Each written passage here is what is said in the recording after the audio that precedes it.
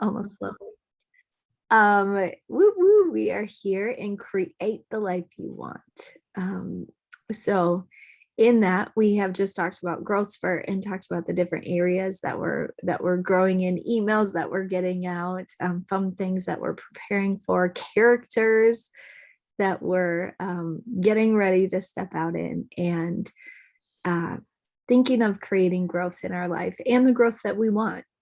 Like that's a huge thing, is to create the growth that we want. So what could be things in our life that need to be plucked out that are weeds, or that maybe too many seeds were put into the ground, or so figuring out that beauty in what's growing in our lives. So any thoughts, like, I would love to hear what is happening in the beautiful minds of yours.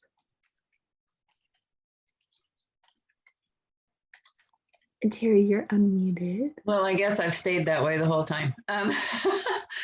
I was thinking before, when you were talking about hamsters, going through a maze, when I think fear is what keeps me from stepping out, and being my true self. Sometimes fear of not being accepted, fear of being seen as less competent, or whatever that fear is. So instead of being a hamster going through a maze, I'm a hamster on a wheel going like this.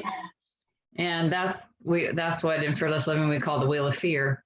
And the only way to get out of your wheel of fear is to access your essential nature, or some proactive behaviors that would get you off of that wheel of fear onto your wheel of freedom, which is where you'll take fear's hand and go do it anyway. Mm-hmm. And so I was just thinking how that, by taking this challenge from the growth spurt to do something silly and fun, my brain is just like racing with all these ideas of what I could do. And so evidence that it was my wheel of fear that was keeping me from entering the maze, which has, challenges to go through, but you get to the other end and you have this satisfaction, this feeling of competency and success on having navigated the maze, where you can never navigate a wheel. That just keeps you stuck.